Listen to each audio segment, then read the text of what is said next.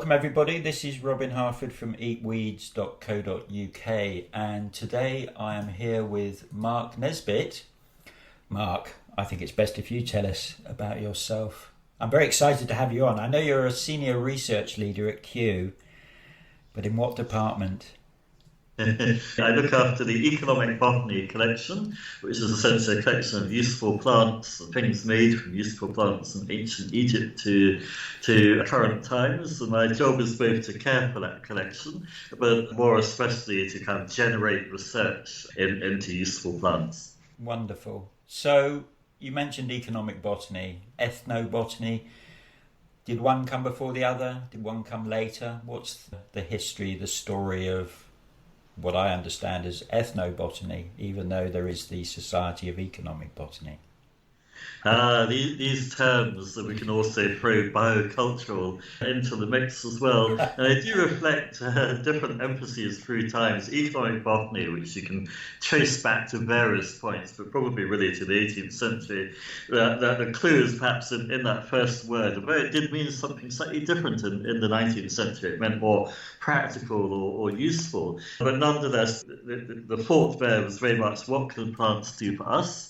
Whereas ethnobotany, I think, gives both a more equal emphasis both to the plants and to the people, who are absolutely the core of ethnobotany. And it also symbolises the fact that we see plants as having a sort of wider role in society than purely economic in modern terms. One of the reasons we've hung on to the term economic botany for the collection at Kew is that it was the world's first museum of economic botany, so there's a kind of historical resonance there, but ethnobotany is probably the more familiar term to most people these days. It's my understanding that Richard Evans Schultz is considered the father of modern ethnobotany. Is that true? And if so, who was he and why was he important compared to other plant hunters or researchers of past? I think there's a complicated answer to that. It's absolutely true. He's one of the fathers of modern ethnobotany. His fantastic work starting in the 1940s in South America, things like wild rubber, really set very high scientific studies for that work, collecting herbarium specimens, publishing everything really well. Work's very foundational for the whole work that's going on now. For example, some of my own work in the Amazon is drawing on Schultz's publications and specimens. At the same time, there's a reading of Schultz's work today that I'm less comfortable with. There is a kind of narrative about the lone ethnobotanist in the field, which is absolutely not how we work today. There's a narrative, he was obviously fascinated by psychoactive substances, and those are a really important element of life, especially where he was working in the Amazon. But that's not the dominant aspect of ethnobotany today, and it can sometimes guide people perhaps into a quite limited understanding about what ethnobotany is about. I'm totally with you on that one because it's my experience, particularly certain organisations in America are really focusing on the kind of the psychoactive uses of various plants, and that's just one small cultural use within a far greater context. That's important. People I know go, ethnobotany, right, Schultes, that's about tripping out in the Amazon. It's like, no, it's not. And I actually get quite upset over that. It belittles a culture. To reduce a culture to a psychoactive substance is deeply crass, actually. And I do feel there's an element of self-indulgence often amongst some of his researchers, and from other researchers an element of an agenda that isn't asking open questions, but is driven by particular views on drugs. Yeah. And of course there's then the whole controversy around use of things like tourism. Is that cultural appropriation, or is it bringing income into communities? Big unresolved questions. So there's ethnobotany, someone's jazzed up, they really are into ethnobotany. Where do they go and get properly trained with all the qualifications and the academic research, etc.?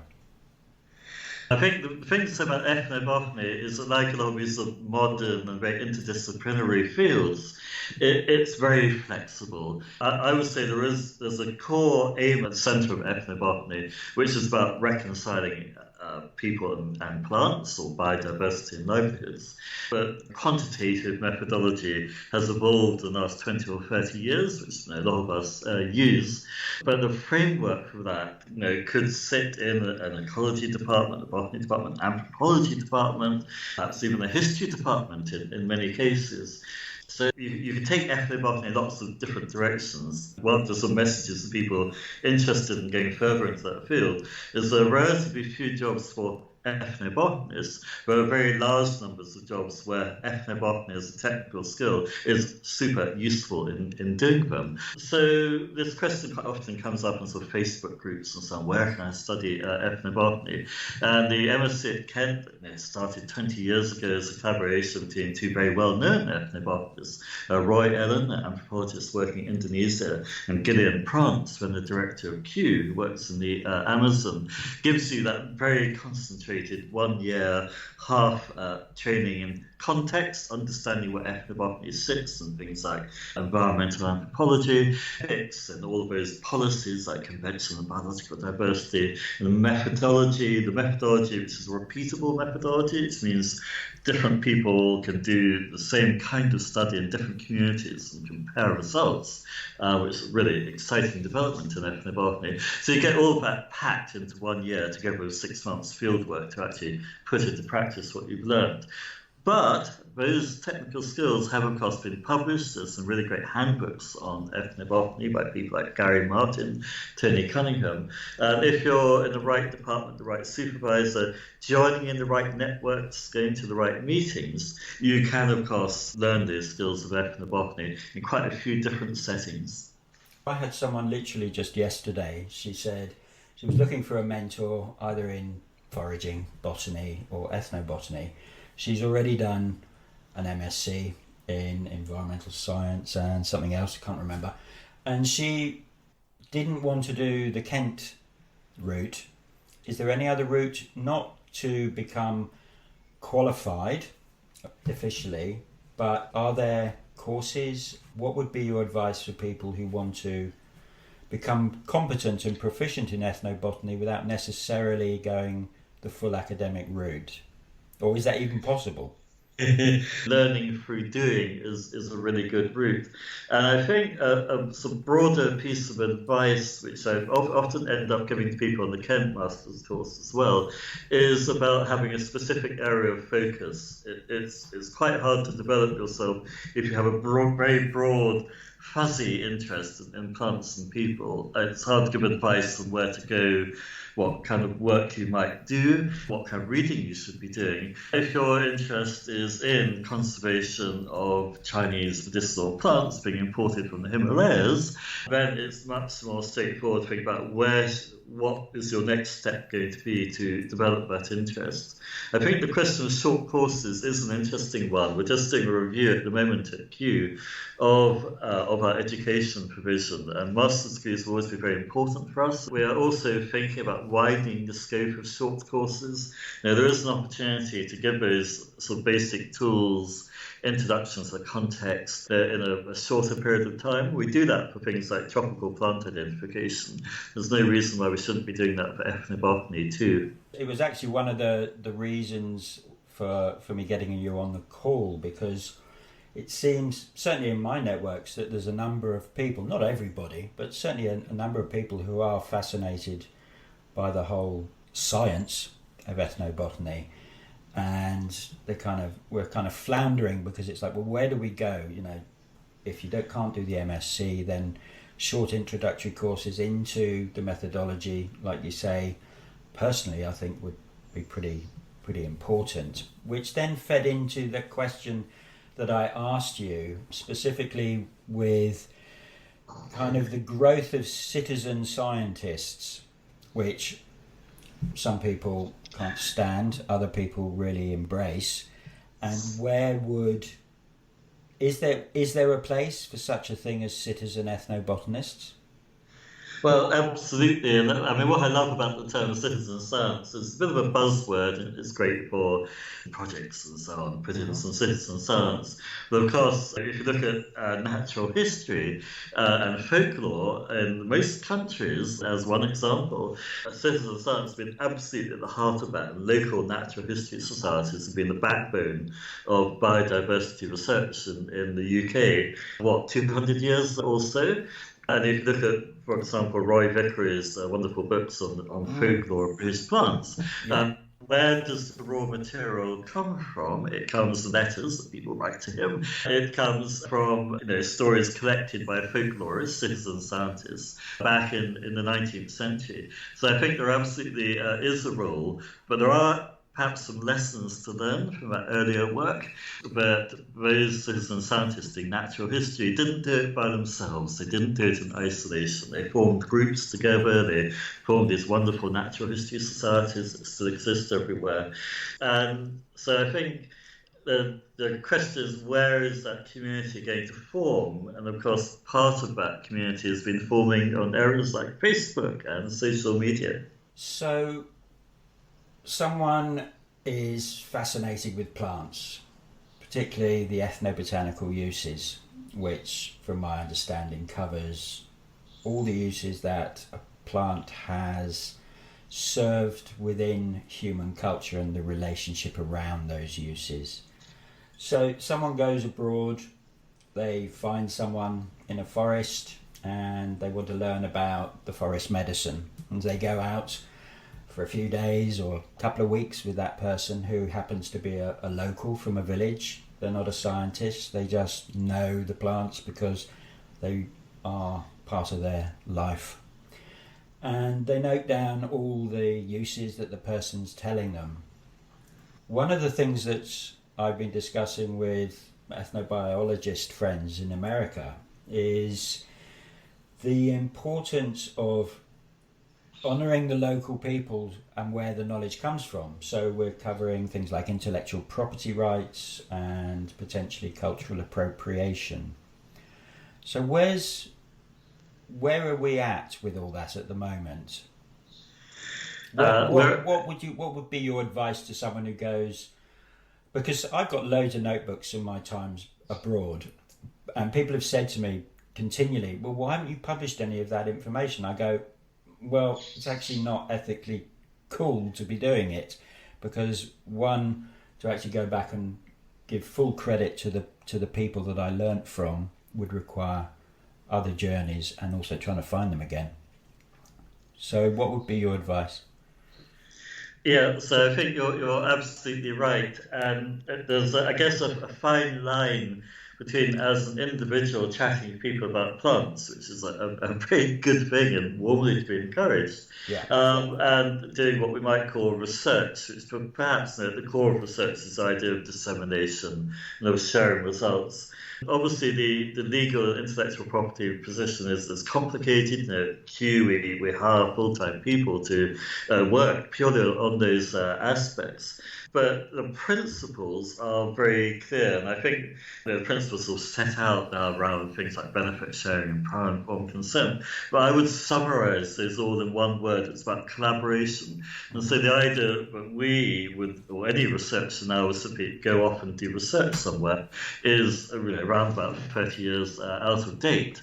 Most ethnobotanical fieldwork these days, I think we fair to say, is probably initiated by the communities where that work is being done, and the agenda, the dissemination of results, the way that they're used, the way that the benefits flow back into those communities. So I think that's one of the differences you could say between 19th century economic botany. It was extractive. Yeah. It was about taking plants and information elsewhere for our benefit. Modern day ethnobotany, the focus is always on the community that you're working in.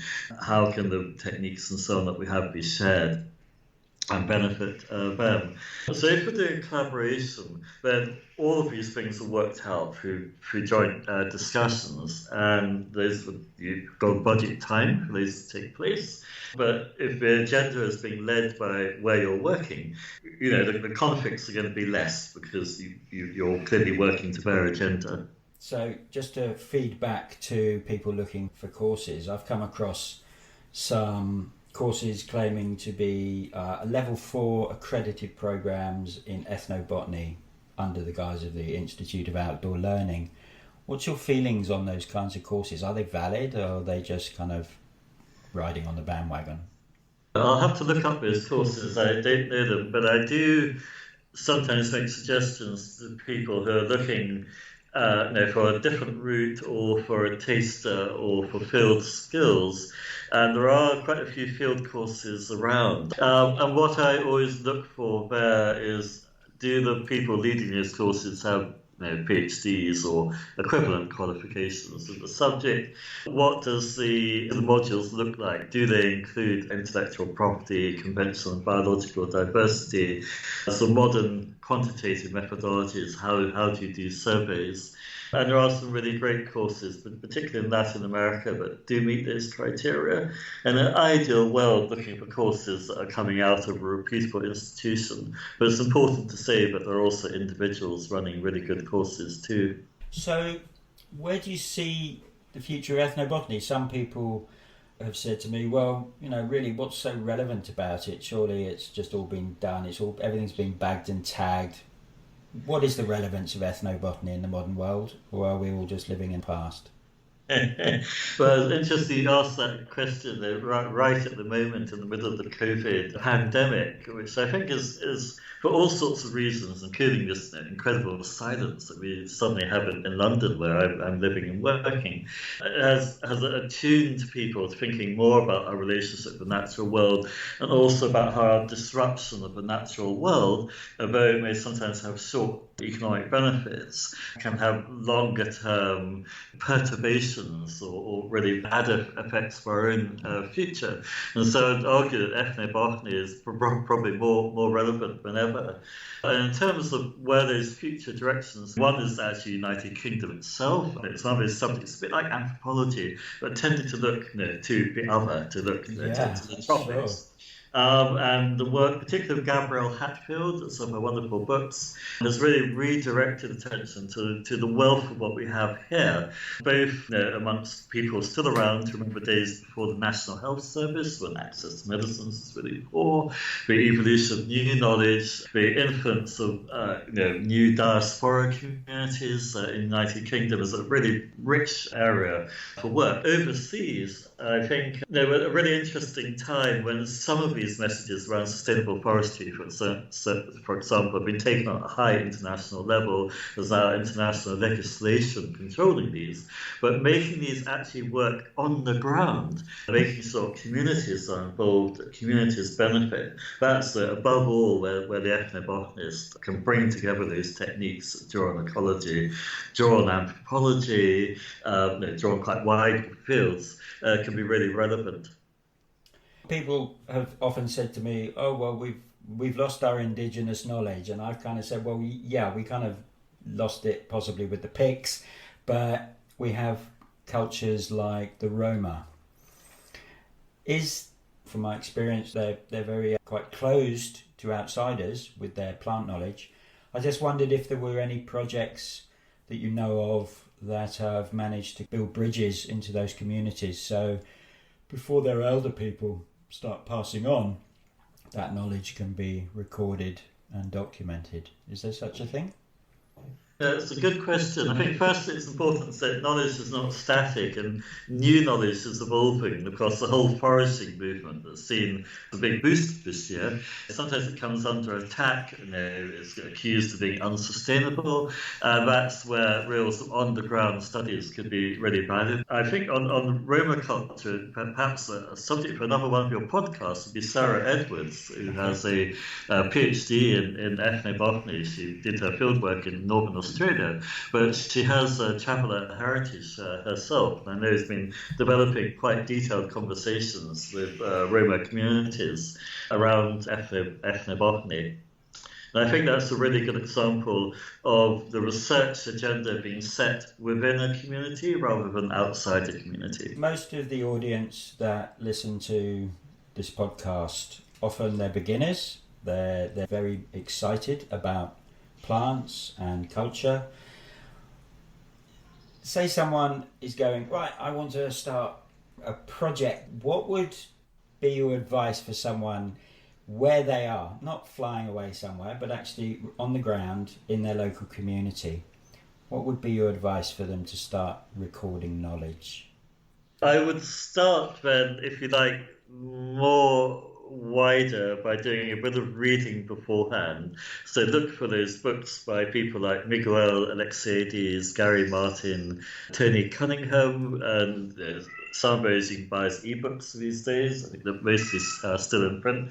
Rather than leaping into research, it's worth just stepping back, perhaps reading one or two of those books of people like Mark Plotkin writing about the Amazon as well, Shorter's work too. So a little bit of context first, and what you will find in books like Ethnobotany, a Methods Manual, Gary's book, really quite clearly set out methodologies on how to do this kind of thing, how to interview people. There's simple techniques around open questions, for example, techniques that produce data tables that you can show for other people. And then, again, thinking about networks, is there a foragers group in your area? Could you create such a group? Talk to people who are doing commercial foraging as well. But also then, kind of at the heart of research, if you like, at the heart of what we do is asking questions. And that's what drives research forward, leads to really exciting research. So what are the problems in your area, or what are the opportunities in your area? Are there wild plants that could be encouraged, for example, if you're thinking about foraging?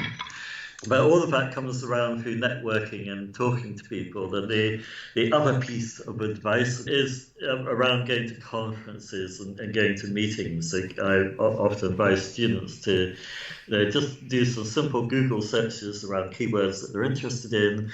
I think meetings like the Society for Economic Botany, which was going to be in Jamaica this year, should be there next year, are a very good opportunity for people at all stages in the field. And starters are very open and not at all limited to people in academic jobs, to see what people are doing. And of course, this is the way that research works. It's not a lone scientist enterprise. It's about learning tricks from other people, find out what's an important question in France or Belgium could just as well be an important question in Britain as well. You brought up the Society of Economic Botany, which I'm a member of and have been for a number of years, which I find absolutely vital, really, because of the wealth of research papers that I have access to. So tell us a little bit more about the Society of Economic Botany and why should people join? For me, it's really important, but I don't know many people in my network who either have heard of it or have even joined it. Actually, one of the questions that does come up from time to time is, should we be changing our name? It's a complicated question because the scope of the society is around a very broad view of ethnobotany. It includes people working in archaeology, for example, and the history of plants, as I used to do myself, people working on novel crops, orphan crops, genetic resources, all of this kind of thing. And we really value that breadth. But I think it is the closest to a professional society that we have for ethnobotany. Economic botany, as you know, I think it's on the I don't get it in print anymore, and I regret that. I get free access from the very few academic journals that anyone interested in plants could actually read from beginning to end and actually really enjoy reading. I agree. And if you do join, you get all the issues in 1951 onwards. The annual meeting, I think it's a notably friendly meeting. At our last meeting, I was meeting people who were coming to ethnobotany for the first time, looking for resources, and there's some great resources, loads of videos on the website, for example, if you become a member, 200 videos for teaching. I think one of our questions is, how can we be a more international society? And it is an international society. It's always had 50, 60, 70 UK members.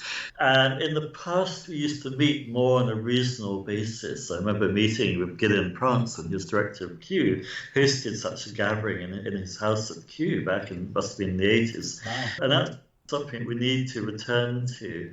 But one change that we have made is we now do rotate those annual meetings. So typically one will be United States, and then the following year will be in another part of the world. So anyone listening to this who wants to follow up on what Mark has suggested, either with the books or with the various organisations like Kent University. There will be links in the show notes. So you just need to visit eatweeds.co.uk and click on the podcast link, and the share of the episode will be there for you to explore further. Mark, thank you for your time. I know that we're cutting into it, and I just wanted to ask one more question, and it became a personal question. So a few years ago, my academic botanist and ethnobotanist friends said, "Robin, you're an ethnobotanist." And I was going, well, no, I'm not an ethnobotanist because I don't follow rigorously the methodology. And they said, yes, but your research goes really deep. And it was like, well, okay. So for a very short while, I did use that tag, but I became very, very uncomfortable using it because I haven't done the MSc course. So what's the boundary? Because I know some people in the community are starting to call themselves ethnobotanists without having done Kent. Is that acceptable? So the question comes up quite a lot, particularly from perhaps early career researchers who have invested in a master's and a PhD, and for whom the word ethnobotany is really quite important. I'm not sure. It's ethnobotany, as I said before, it is this very new, very interdisciplinary, very community-based, community-orientated field, and so setting strict boundaries doesn't sit well with that. I would say perhaps the sort of central aspects I would for in someone who describes themselves as an ethnobotanist, and just like you, I have the same doubts myself as to whether that's the right word for what I do, is perhaps a central commitment to the ethical aspects. And if I don't see those, then I really would raise questions. So is it community-based? Is it prior and informed consent? Is it benefit sharing? Is it capacity building? And in an ideal world, there'd be no ethnobotanists jet setting off to other places, because every place would have a capacity to do that work itself. So I think that ethical aspects sit at the heart of ethnobotany. And if you sign up to those, then by all means call yourself an ethnobotanist. It's a funny one because it's a bit like herbalism. There are folk herbalists like the marvellous Christopher Headley, and then there are medical herbalists. So the medical herbalists have done all the academics and got the qualifications, and the folk herbalists haven't. But what they have is decades and decades of experience of what I call embodied learning. So they have worked regularly every day with plants in a medicinal context. So it kind of borders into that. And I suppose at the end of the day, for anyone who's listening who is wanting to call themselves an ethnobotanist, one, listen to what Mark just said, and two, can you genuinely, hand on heart, sit with yourself and know that you're not basically bullshitting people? I quite like your distinction between the idea of being an ethnobotanist and the idea of being someone who does botanical research, which is a somehow more modest and realistic claim, and I think one that I'd be happy to sign up to. So it's been wonderful having you on, Mark. I really appreciate it. I know, your queue, you're inundated with work, even with lockdown. So many, many thanks for coming on. That's very good, thought-provoking questions.